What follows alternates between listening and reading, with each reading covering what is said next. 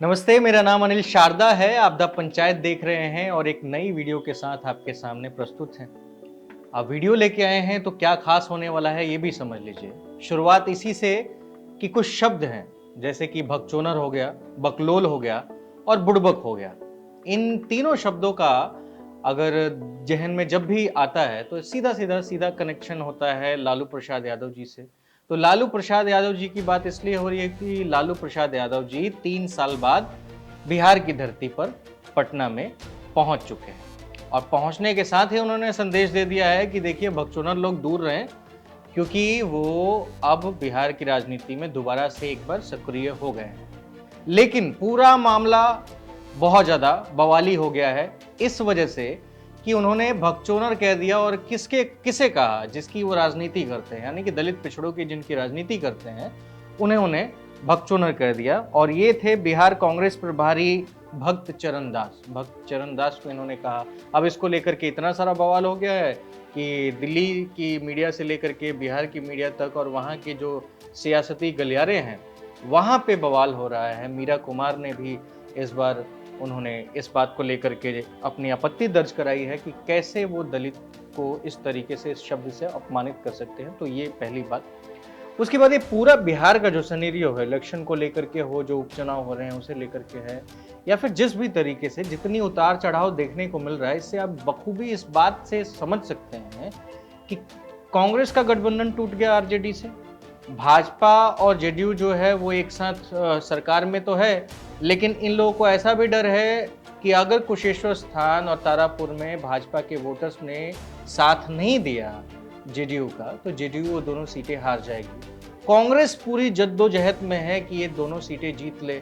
उसे जिताने के लिए 3 बहुत शानदार चेहरे कह सकते हैं पिछले कुछ सालों के दरमियान उपजे हुए वो चेहरे हैं, जिसमें से एक तो बिहार से ही है कन्हैया कुमार, जो कि अब तक सीपीआई के पार्टी से आते थे, कम्युनिस्ट पार्टी से आते थे, और लेकिन अब उन्हें लगता है कि देश में बदलाव के लिए, बिहार में बदलाव के लिए हमें सीपीआई के साथ ना रहकर कांग्रेस के साथ रहना चाहिए। तो वो दिल्ली जाके राहुल गांधी के हाथ से कांग्रेस का दामन पकड़ लिए और वहां पे उन्होंने ये कहा कि डूबते जहाज का सहारा कभी नहीं छोड़ना चाहिए। मतलब कुल मिला के जो है वो कन्हैया कुमार पहले से तय करके आए थे कि कांग्रेस जो है वो डूबता जहाज है और वो आए हैं बचाने के लिए।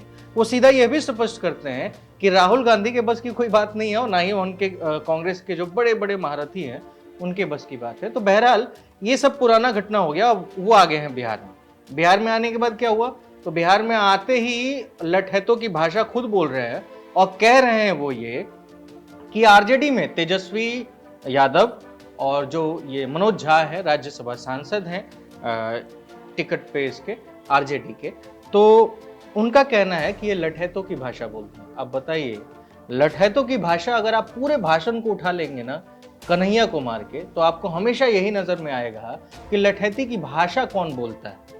एक छात्र नेता जो 2016 में निकलता है, पूरे प्रकरण में अकेले अपना नाम बनाता है, प्रिविलेज इसलिए कि वो भूमियार कम्युनिटी से आता है, बेगूसराय से आता है, फलाना ढिमकाना ढिमकाना, लेकिन असल में उस जिसकी बात वो करता है उसके लिए वो कितना सतर्क है। वो कहता है कि आरजेडी जो है वो पार्टी वो आरएसएस और बीजेपी की मानसिकता वाली है। अब आरजेडी में जो रहने वाले हैं, ये इनका नाम है मृत्युंजय तिवारी, प्रवक्ता है, तो ये साहब कहते हैं क्या कि ये लोग एनडीए और भाजपा की मानसिकता वाले लोग हैं, कांग्रेस के लोगों को कह रहे हैं, भक्त चरण दास को कह रहे हैं। असल में ये कंफ्यूजन ही क्लियर नहीं हो पाता है बिहार की राजनीति में कि कौन कब किसके साथ है, लेकिन कहने के लिए बड़ी बड़ी बातें हैं, बदलने के लिए पूरा बिहार है, पूरा विकास की बातें हो जाती हैं।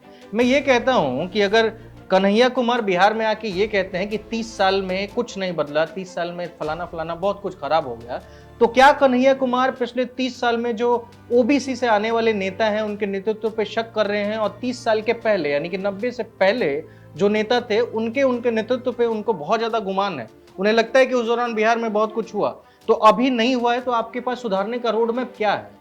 खाली सवाल करना और खाली बोल देना आके कि फलाना ये कर रहा है। मैं मानता हूं कि आपकी शब्दावली बहुत बेहतरीन है, बहुत शानदार है, आप बहुत अच्छे शब्दों के चयन के साथ अपने भाषण को देते हैं, लेकिन क्या आप यह बताने की चेष्टा करेंगे, क्या आप यह बताने की जहमत उठा पाएंगे कि आपके पास बिहार को लेकर के रोड मैप क्या है? कांग्रेस भले 2 सीटों पे ही उपचुनाव लड़ रही है, सभी पार्टी लड़ रही हैं, लेकिन इन 2 सीटों को लेकर के दिमाग में कोई रोड मैप है कि वहां पे ये विकास होगा या नहीं होगा? आकिया की सिर्फ यही बोल देना कि लालू यादव जी आए हैं, उनके बेटा उनके बाबूजी की सरकार पार्टी लेके बैठे हुए हैं। भाई कौन नहीं लेके बैठा है और कौन बदलाव कर रहा है? पिछले 30 साल में लालू और नीतीश की बात नहीं है, किसने किया? कहीं भी किसने किया? 7 साल से भाजपा केंद्र में है, क्या कर रही है? क्या आपने इस बात पे विचार किया? अब भाजपा में भी बहुत सतर्कता से बात करते हैं, ये भी क्लियर सी बात है। और कांग्रेस में जाने के बाद जिस तरीके से आपने बदला है, तो कम्युनिस्ट पार्टी की अगर बात आप कर भी लेते हैं तो आपको यह समझने की जरूरत है कि कांग्रेस पार्टी में पैदा होके जहां पे आपकी कोई बिसात नहीं थी, वहां पे कम्युनिस्ट पार्टी ने आपको उठा के टिकट दे दिया, आपके ऊपर पूरे देश से फंडिंग आई, बड़े बड़े लोग आए, तमाम चीजें किया। हुआ क्या? 4 लाख वोटों से आप हार गए और आप आए हैं जिताने के लिए। किसको लेके? जिग्नेश मेवानी और हार्दिक पटेल को लेकर के, जिनके आंदोलन का आज पता ही नहीं चल रहा है कि वो आंदोलन कहां चलेगा। सिर्फ दलितों के नाम पे और अंबेडकर के नाम को बेचकर आप मानसिकता को बदल नहीं सकते हैं। अगर अंबेडकर की बात कर रहे हैं तो अंबेडकर के जो पदचिन्ह है ना, उस पर चढ़िए। दलितों का विकास सिर्फ कहने से और बकने से नहीं होगा। तो इस पूरी बातचीत को आपको समझना पड़ेगा और फिर समझना यह भी पड़ेगा कि अगर कोई नेतृत्व तो आप करना चाहते हैं तो आपके पास एक प्रॉपर रोड मैप हो, जिसके ऊपर आप तटस्थ होकर खड़े हों और उस रोड मैप को लागू करें। तो तेजस्वी और किसी और को गाली देने से कुछ नहीं होगा। 15 साल से यहाँ पे नीतीश कुमार की भी सरकार है, हाँ, 20वें साल में वो मुख्यमंत्री बने हैं भाजपा के सहयोग से। क्या हो रहा है, इस पर भी बात कीजिए। खैर, तो ये पूरा सिनेरियो है बिहार का। फिलहाल इस वीडियो में इतना ही। मेरा नाम अनिल शारदा है, आप द पंचायत देख रहे थे। वीडियो कैसी लगी लिख भेजिए हमें, सब्सक्राइब कीजिए हमारे यूट्यूब चैनल को, फेसबुक पे जाइए, फेसबुक पेज को लाइक कीजिए और शेयर कीजिए। लेकिन अगर आप यूट्यूब पे देख रहे हैं और फेसबुक पे भी देख रहे हैं तो दौड़ आइए यूट्यूब पे चैनल को सब्सक्राइब करना बिल्कुल मत भूलिए, क्योंकि नए संस्था को आपके सहयोग की जरूरत है। बहुत बहुत धन्यवाद।